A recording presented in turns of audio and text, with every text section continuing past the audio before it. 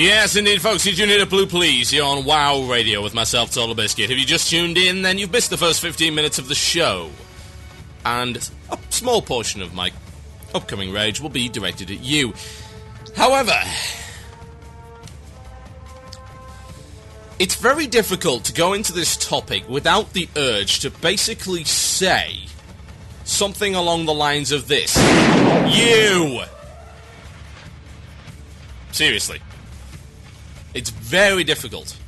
I'm going to attempt to stay away from the harsh language in an effort to properly prove my point. We received some information a few days ago regarding a new World of Warcraft user interface add-on development policy. Now, if you are in the IRC chat, you will be able to get a link to this policy. So I suggest that you head to irc.mmoirc.com, # WOW Radio. Alternatively, click the chat button at the top of the screen on wcradio.com to take us into our Java room. If you head into there, you should be able to get a link to that. Our IRC rep will provide. Now, this add-on policy. Quote, with the continuing popularity of World of Warcraft user interface add-ons created by the community of players, Blizzard Entertainment has formalized design and distribution guidelines for add-ons. These guidelines have been put in place to ensure the integrity of World of Warcraft and to help promote an enjoyable gaming environment for all of our players. Failure to abide by them may result in measures up to and including taking formal legal action. Interesting. Formal legal action, eh, Blizzard?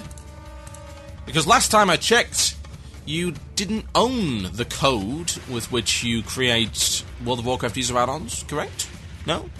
No, you don't. Because that code is LUA 5.1, which is, of course, licensed under an MIT license.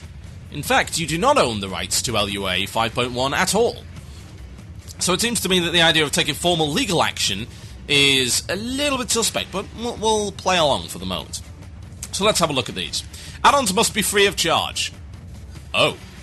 All add-ons must be distributed free of charge. Developers may not create premium versions of add-ons with additional for-pay features, charge money to download an add-on, charge for services related to an add-on, or otherwise require some form of monetary compensation to download or access an add-on. Right, well, let's just make a start on this, shall we? As this is the one that a lot of people are going to disagree on. Now, some will argue, let's put forward the pros and the... Some will argue that since it is based on World of Warcraft, and the add-on is coded for World of Warcraft, that Blizzard has the right to say, no, you may not do this. Now, let's take an example of that if that actually happened in the real world, instead of Blizzard's distorted reality of what intellectual property law actually involves. How many of you own an iPod? Okay, fair enough. How many of you own some kind of accessory for that iPod? Okay, quite a few of you. How many of you own an accessory that was not created by Apple? Oh, lots of you. Okay, so Apple turns around and says, sorry guys, no, we're not going to allow any of you to create any add-ons for this whatsoever, for the iPod, nothing whatsoever, because we don't want you to. And we think the iPod is our intellectual property, as is everything associated or surrounded or within 100 miles of it. Now, how would you react to that? Because personally, I would react rather badly to it. How many of you own third-party phone chargers, for instance? How many of you use compatible ink cartridges? Quite a few of you, I'd imagine. There was a few recent lawsuits, actually, by some larger printer ink companies against some of the smaller firms, and they basically forced the smaller firms to stop selling under the threat of massive weight of lawsuits, despite the fact that many lawyers did state that the smaller firms would have had a very strong case had they gone into and got involved in the actual legal proceedings, but of course they could not afford to do so. Now, why did they force these compatible ink cartridges out of the market? Well, the simple answer is this. They couldn't gouge people on their ink cartridges if there were proper, cheaper, fairly priced alternatives. Now, it seems to me that, and let's face it, I wrote a dissertation on this, that intellectual property law has been used very frequently over the last decade in particular to bash down innovation and batter down competition. It has been used as a weapon as opposed to being used as a shield, which it was reasonably intended to do. That was its original purpose, protect the creators, not be used by the creators to abuse and destroy other creators. Now, let's have a look at this. Add-on code must be completely visible. Right, well, okay, I can go with that. Add-ons must not negatively impact World of Warcraft realms or other players. Yeah, I can go with that. Add-ons may not include advertising. Oh, interesting. Okay. Now here's the one that I really have a problem with. Add-ons may not solicit donations. Add-ons may not include requests for donations. We recognise the immense amount of effort and resources that go into developing an add-on. However, such requests should be limited to the add-on website or distribution site and should not appear in the game. What? Are you mad? I mean, is there something physically wrong with your brains? And I'm talking collectively here, not just one person. Because last I checked, the vast majority of people do not go to the add-on maker's website to download the add-on. Most stuff comes through Curse, and the Curse downloader avoids you having to go to the website altogether in order to get updates for the add-on, so the vast majority of people will never see the donation request. It's madness. Now, let's have a look at this from a moral standpoint, because last I checked, if I were to work on something, I were to spend my time making something in a language which is openly licensed and not owned by Blizzard, then last I checked, I own that product, and I can do with it what I see fit.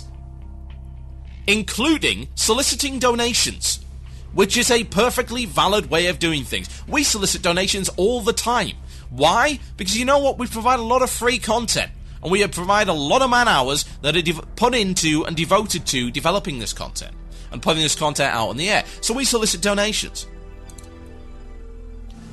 Now, in our case, it's okay to do it on our website and on our podcast because we have sole control of that.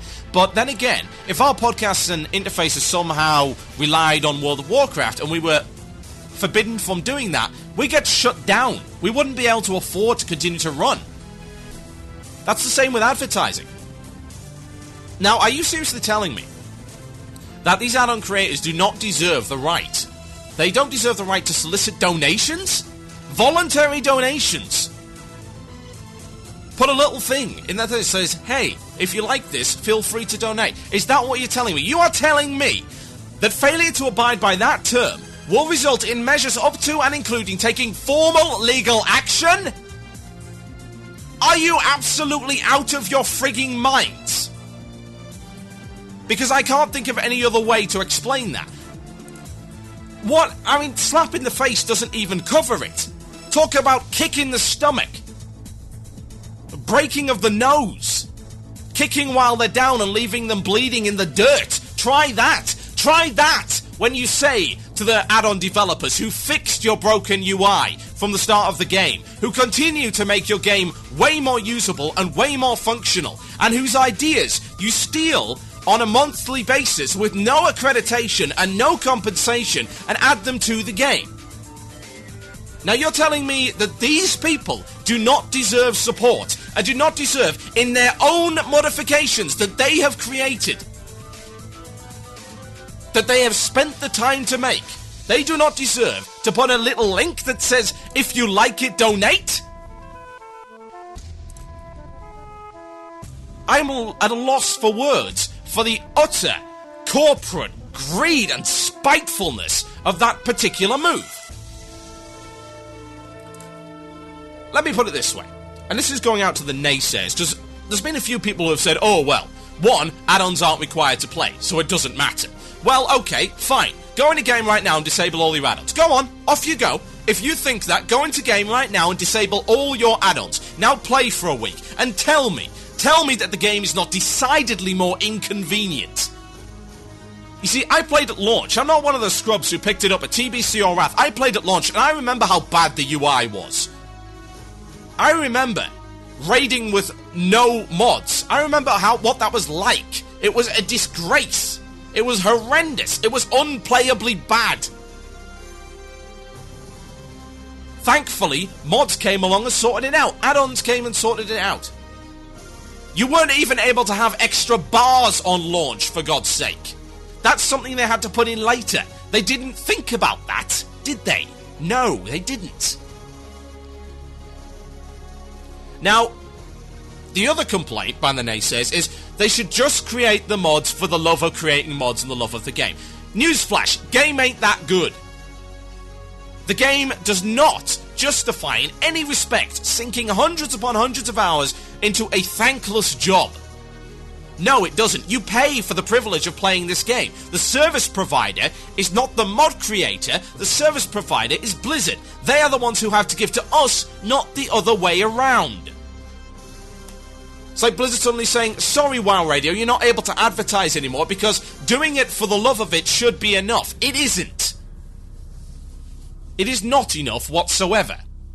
If people create, they have the right to demand recompense, compensation, remuneration for their work. They can ask for it politely. And if you don't like it, you as the consumer have one right. Vote with your feet and don't use it.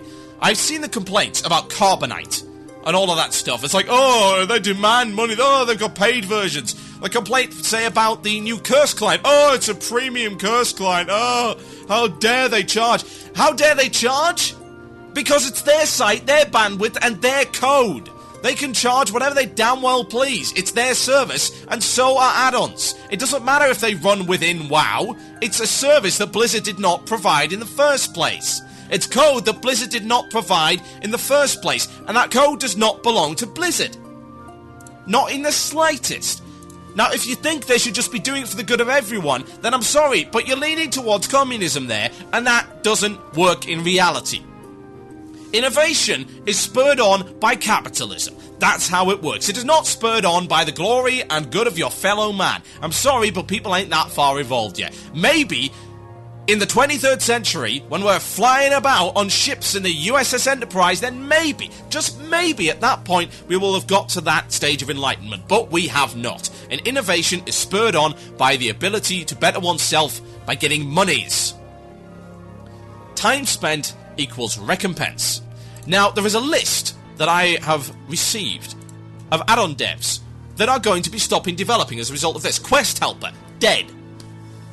It's dead. As of the 20th of March 2009, part of the changelog on Quest Helper, disable donation request. Bad news, guys. Everyone, Quest Helper is dead. Why? Because the guy who made Quest Helper relied on Quest Helper for some of his income. That was part of his job. And now he can't make income from his own work anymore? Bollocks, to be quite honest. Carbonite Quest, same deal.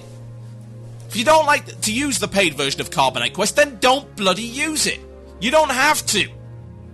It is your right as a consumer to say no. But to suggest, to insinuate, to even have the merest glimmering thought that somebody should not receive their just desserts, their comeuppance, and indeed compensation for their time spent is ludicrous. It is insanity. It is childish, it is unrealistic, it is delusional. It is colossally arrogant on the part of Blizzard to think that they can dictate this kind of thing. I would love to see them go after an add-on developer. I would love to see it. Take an add-on developer to court. See what that does to your PR. Major multinational corporation goes after guy in his bedroom for making something which made the game better. Yeah, that'll go down well. If that happens, the first person to lose their subscription will be me. Because let me tell you this. If you don't stand up to companies like this, they will walk all over you. Blizzard is no different. Not anymore. You might have thought at some point that they were, but they never really were. And they're certainly not now. Not after merging with Activision. If you do not stand up and say enough is enough, then nothing's going to get done. You are going to get walked all over. I mean, right now, I'm staring at the World of Warcraft website with a massive T-Mobile ad on it. I go on the forums, which I pay a subscription to access and post upon. That is part of my subscription. Yes, it's a privilege, but I'm looking at that massive ads for all sorts of things that are not Blizzard. Third-party advertising, insecure, not controlled by Blizzard. It's a madness. Where does it end? What about in-game advertising? Let's see that. It does make me wonder whether or not, we don't want any advertising in-game because we're planning on putting it in WoW. It's a disgrace. It is absolutely disgusting. And let me say this. If you don't think you care, well, think about this little old adage that I have adapted for the purposes of WoW. First, they came for the machinimators, but I did not speak out. because I was not a machinimator. Then they came for the podcasters. But again, I did not speak out, because I was not a podcaster. Then they came for the add-on developers. But I did not speak out, because I was not an add-on developer. And then they came for me. And there was no one left to speak on my behalf. Enough is enough. The line must be drawn here. You listen to Total Biscuit here on Blue Please on WoW Radio. I'll be right back after this. Enjoy.